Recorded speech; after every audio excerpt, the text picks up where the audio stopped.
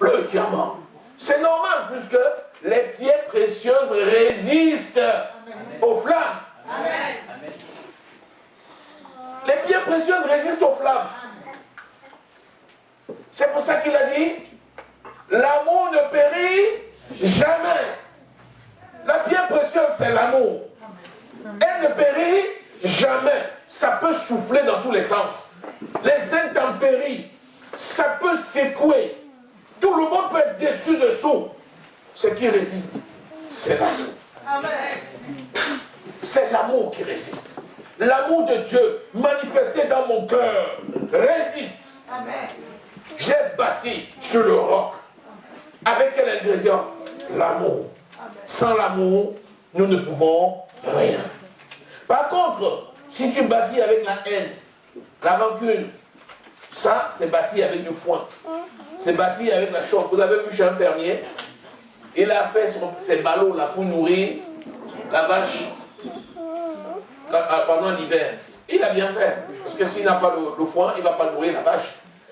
Mais quand il y a un incendie, vous voyez ce que devient le foin? Ça s'embrasse en un temps record. On arrive là, on dit, mais attends, tout est consumé, on ne voit plus rien. Mais c'est normal, on ne voit plus rien parce que c'était le foin. C'était de la chaux. Donc attention, tout ce qui peut te retirer de la présence de ton Dieu, à côté. À côté. Quand tu prends les matériaux pour construire là, tout ce qui n'est pas conforme aux normes, ici on dit les normes NF.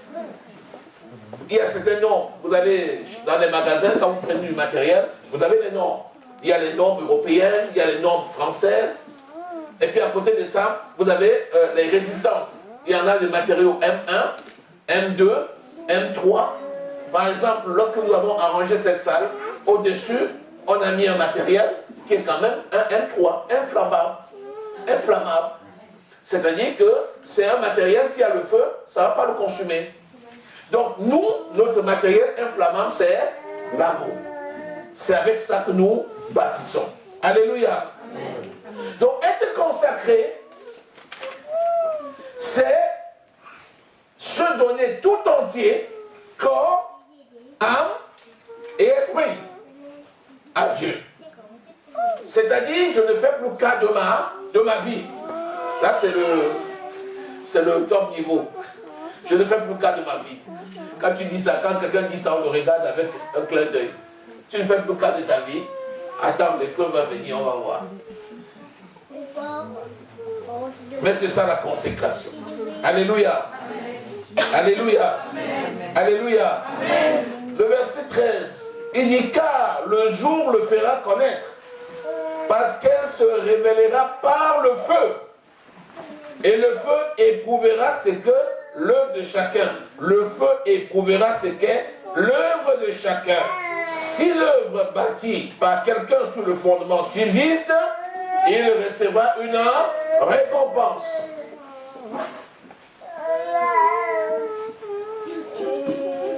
Alléluia. 1 Timothée au chapitre 4.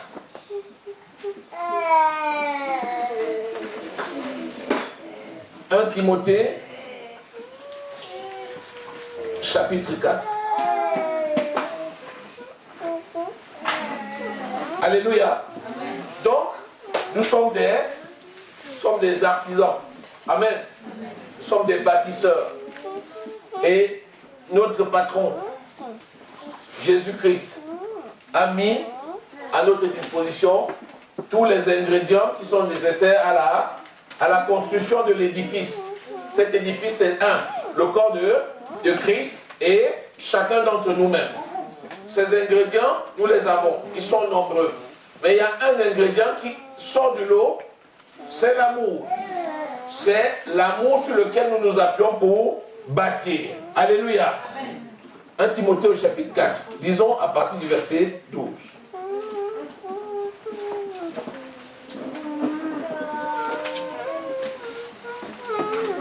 Que personne ne méprise ta jeunesse.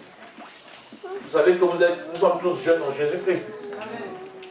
Alléluia. Amen. Il y a beaucoup ici qui sont jeunes en Jésus-Christ. Quand on dit la jeunesse là, c'est d'abord la jeunesse en Christ. Et c'est aussi la jeunesse tout court. Nous sommes tous jeunes. Alléluia. Que personne ne méprise ta jeunesse, mais sois un modèle pour les fidèles. 1. En parole. 2. En conduite. 3. En amour. 4. En foi. 5. En pureté.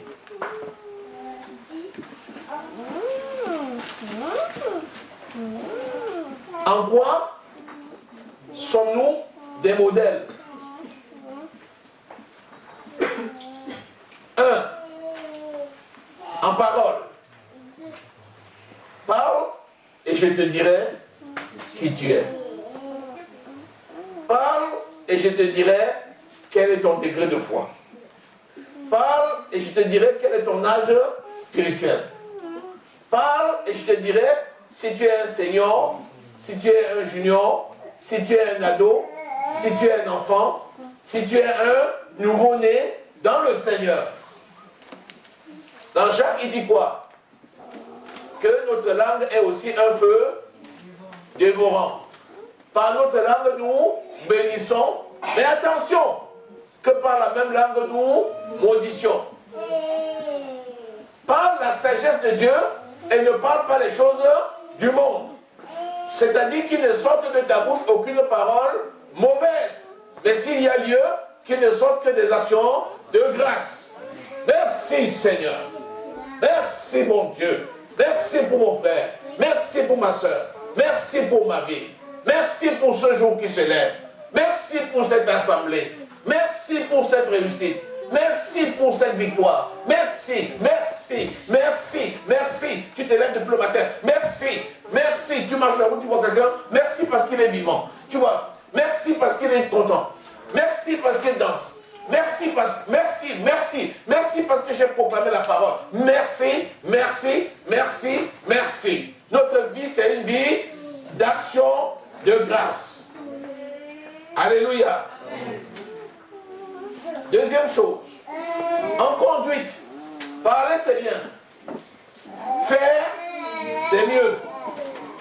Parce que la bouche parle de l'abondance du cœur et doit se traduire dans l'action. Donc, quelle est ta conduite envers ceux de l'intérieur de l'église, c'est-à-dire tes frères dans la foi, et envers ceux de l'extérieur de l'église, c'est-à-dire les païens? Est-ce que tu es un modèle à la maison et dehors? Est-ce que tu aimes à la maison et dehors? Est-ce que tu es disponible à la maison et dehors?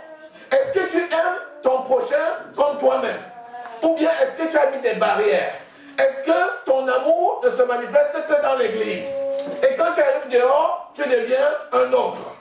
Et dans l'église, oh, mon frère, ma soeur, c'est donc de ça qu'il est question. Ta conduite dans la famille, ta conduite auprès de tes frères, ta conduite sur ton lieu de travail. Être un modèle, c'est quoi? C'est cacher que tu es chrétien. Tu arrives au niveau du boulot. On va boire le café. On raconte des conneries, des bêtises, de l'impunicité. Tu t'y mets aussi. De peur qu'on te dise que tu es chrétien. Non. C'est dit qui tu es. Première présentation, je suis enfant de Dieu. Ah, pardon? Oui, j'aime le Seigneur Jésus-Christ, je suis né de nouveau. Bon, cependant, je suis monsieur Wafokam d'Albert, voilà, je suis. Premier jour, tu marques les esprits. Après, les gens demandent, voilà le bon Dieu. Voilà l'enfant de Dieu, voilà Jésus qui vient. On va commencer à se moquer, mais ils connaissent ton identité. Comme ils connaissent ton identité, quand ils vont commencer leurs affaires, ils respecteront ta présence. Et même si quelques-uns veulent franchir un peu le pas, ils sauront que ce n'est pas des choses qui t'amusent et qui te font rire. Alléluia. En charité, je ne reviens plus là-dessus. L'amour est manifesté à tous les niveaux. Si tu ne témoignes pas l'amour aux païens, comment tu vas le gagner à Christ? Je n'ose même pas parler dans l'église. La Bible dit que c'est à ça que l'on saura que nous sommes réellement des disciples. Alléluia. En foi, Sans la foi, il est impossible d'être agréable à Dieu. Parce qu'il faut que celui qui s'approche de Dieu croit qu'il existe et qu'il est le rémunérateur de ceux qui le cherchent. Hébreux 11, verset 6. Et en pureté, que ton corps soit préservé pour le Seigneur. Que tes membres ne soient pas des membres d'iniquité, mais qu'ils soient des membres de justice. Alléluia. De justice, nous avons prié, nous avons déclaré ça ce matin, au cours de la prière. Que nos membres ne soient pas des membres d'iniquité. Romains au chapitre 6, verset 12. Alléluia. Mais de la justice. Alléluia. Et nous avons dit que c'est ça que le Seigneur attend de nous comme des modèles. Donc celui qui est consacré, c'est celui qui est un modèle dans sa maison, modèle dans sa famille, modèle dans son travail, modèle dans son village, modèle dans sa société. Partout où il est, celui qui a la tête et non à la queue. C'est lui qui est le donneur et pas seulement le receveur. C'est lui qui donne la vie aux autres. C'est lui le numéro 1. C'est lui le top chef. C'est lui qui domine. C'est lui le boss. C'est toi le boss. Amen. Quand quelqu'un est quelque part et qu'il y a un esprit maléfique qui est là, parce que tu es là, c'est fini. Le démon détale. Dès qu'il arrive au boulot, là, il vient faire des forfaits.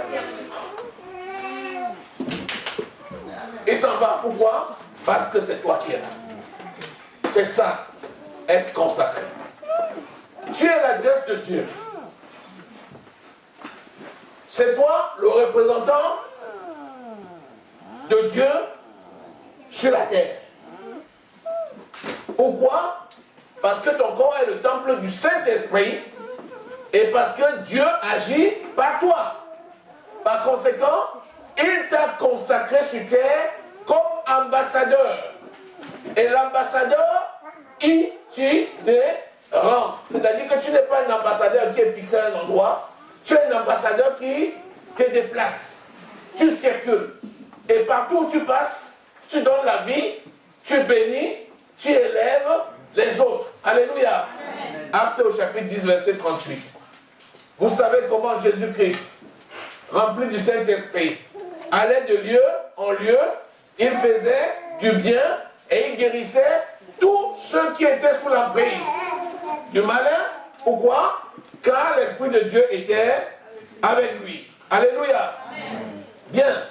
Donc, voilà comment nous devons être consacrés et être des modèles.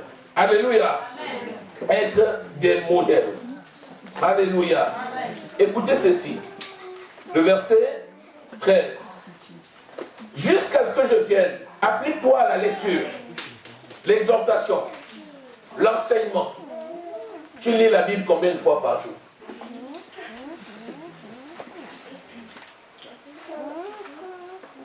L'enseignement, tu suis les enseignements combien de fois par semaine? L'exhortation, est-ce que tu reçois l'exhortation avec empressement?